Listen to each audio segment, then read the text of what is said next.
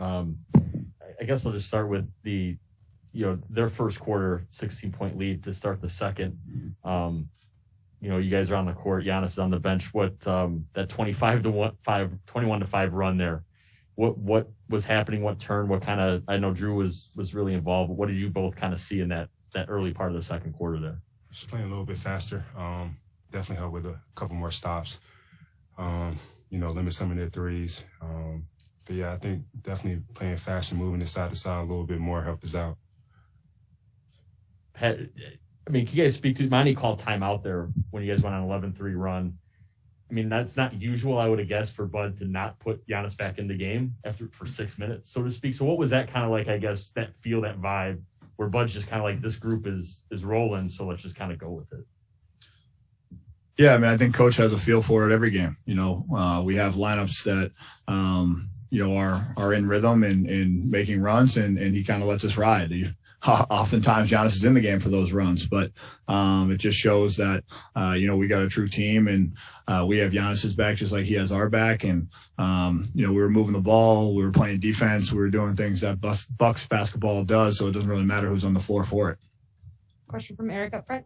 I know maybe it doesn't look as spectacular as Giannis' block, but that steal by Drew is something where I just want to ask you, what did you see, and kind of what are you thinking as he's dribbling down the other way? I kind of saw the tail end of it. I just seen him I just saw the last play of the rip it out of his hands. And once it's a loose ball, most time Drew's going to get it. He's got great instincts, great hands. And then once he's on the fast break with Giannis, I feel like we got, good chances with either one finishing. I think that was the third time he had just ripped somebody clean in that game. Just what have you gotten to know about Drew? I know you guys knew going in he's a great defender, and that's what you're adding to this team. But just what did you see this year and kind of get to a better feel for what Drew can really bring?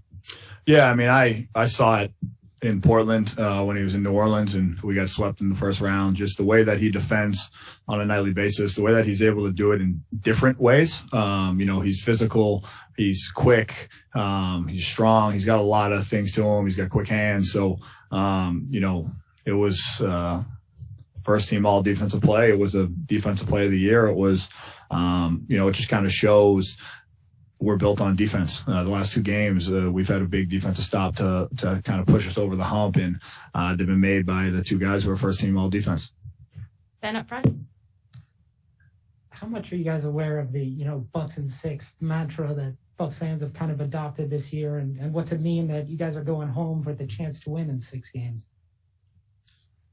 Yeah, we don't really care if it's Bucks in whatever. We just want it to be Bucks, right? So, I think it's been great to rally the fan base. I think they've actually had it for a few years. So it's been a cool thing to hear and see. But at the end of the day, we go out there every single night trying to win, try to represent the city of Milwaukee to the best of our ability. And we got to do it again. The job's not done. It was a great win tonight. And, we had each other's backs, and there was ebbs and flows to the game that, I think really brought us together and shows that we can fight through adversity. But we still got one more. Malika? Nice shirt, Pat. Khris, I have 2 for you, even though you, again, came up with a partner. First, you've had big individual nights in this series. Giannis has had big individual nights. Pat's come up with clutch shots. But to have you, Drew, Giannis, Pat, all kind of get going at the same time, what does that do, and what helped you find that extra gear? Just makes everything more balanced. For sure, it makes life easier on everybody, knowing that we play together. We have everybody clicking on all cylinders. We're tough to guard. And then on defensive side, we can click, we can switch. We know how to, have each other's back. But when we're all playing well, we're one of the best teams, for sure. And you've so clearly left it out there these last 2 games, especially. There was a moment in the fourth that kind of reminded me of that image of Jimmy Butler where you were just draped over the side. What for you this next day before getting ready for the biggest game of your career? What does that look like in terms of recovery and how you're currently feeling? Just a lot of fluids. I was just cramping a little bit, something that I've been going through a lot. Just got to play through it, drink a lot of fluids, stay with my recovery plan, just leave it all out there, like you said. Sleep well. Yeah. Tim on the left. for both of you guys, obviously that play at the end was a pretty spectacular play from Drew, but he hit shots, in that second quarter really throughout the game. You guys have been talking all series about you were waiting for him to kind of have a breakout game. How good did it feel to kind of see him get going early and kind of spark that comeback in the second quarter? It was great. One of the things we talk about all the time in our locker room is aggressive Drew. When he's aggressive, he's one of the tougher point guards to handle. His size, athleticism, his skill set. He can do so many things on the court when he's aggressive as far as, getting to the paint, hitting shots like we saw tonight, and then finding guys. He's a balanced player and a really skilled player that, we're lucky to have. Over to Peter on Zoom. Next question will be from Mark Schwarz. For both of you guys, Pat, you broke down what, his credentials as a defender and defensive team. But what about the instincts, both of the strip and then of what he did after he stripped it? Yeah, I mean, it's who he is. He's a winner. He makes winning plays. Their defense, their offense, they're all over the court. He's a great teammate off the court. He's a great teammate on the court. His skill set, like Khris said, his strength, his athleticism. But that was an instinctual play. He saw time score. He saw D-Book trying to go downhill, and on the spin, he just had the ability to hand-eye coordination, find the ball, rip it, and then understand the time of score on the other side. Come down. There's a lot of guys that would dribble it out and try to waste more time, but he knew the time, he knew the score, and he knew a bucket would kind of be a backbreaker, and he threw it to where there may only be one or two individuals in the world that could get it. Khris, can you follow up on that? You said me? You said you follow up on it? Yeah. Yeah, the same way I guess Pat really described it, as great instincts. Going against him, he's a tough cover. He anticipate moves, knows what you like to do. And then, like I said before, on the offensive end, he's strong. You feel that strength on the defensive side too. He's quick. And like I said, he studies the game. Then on the offensive break, like I said, he's one of the best finishers in the game at, his position, but he's also one of the better playmakers also in reading, who to throw it to, whether to fake it and go, or to throw it up to Giannis. Eric? Khris, what did you see when they started to send that double to you it felt like every pick and roll, like that double was coming pretty hard. How did you feel like you guys handled it as the game went on? Yeah, they've been doing that, randomly throughout the series. My job is, once I see two on me, find that open guy, let them make the rest of the plays.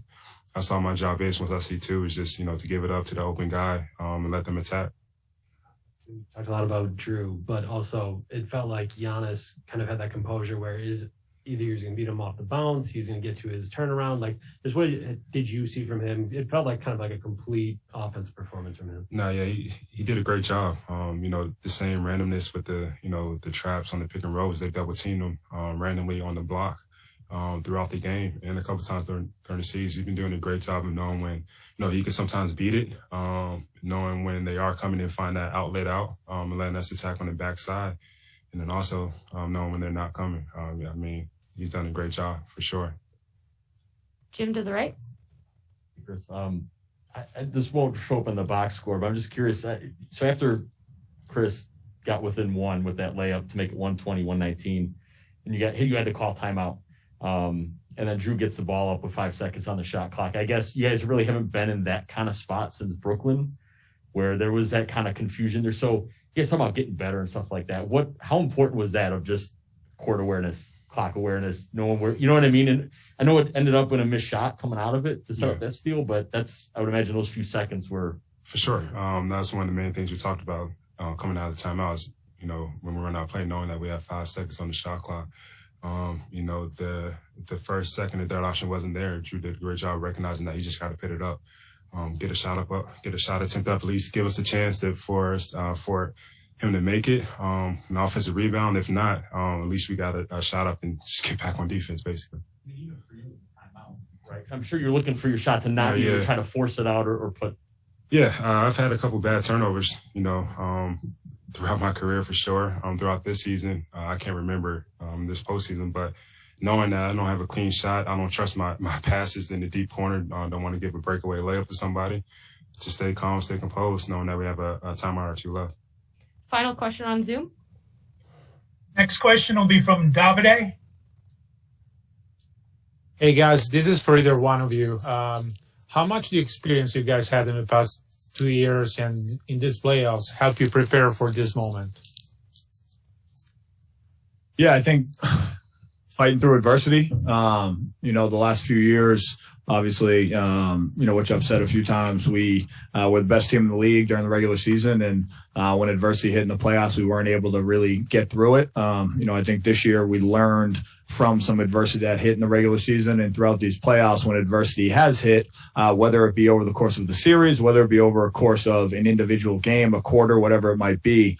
We've come together even stronger. We've had each other's backs even more. We've made sure that we've made the plays together, both offensively and defensively. And I think, that's what championship caliber basketball is all about. It's about having each other's backs. Adversity is going to hit at some point in time, but how do you respond to it? How do you respond to it individually? And how do you respond to it collectively to try to put us in a position to win? Thank you. Thanks, Pat. Thanks, Chris.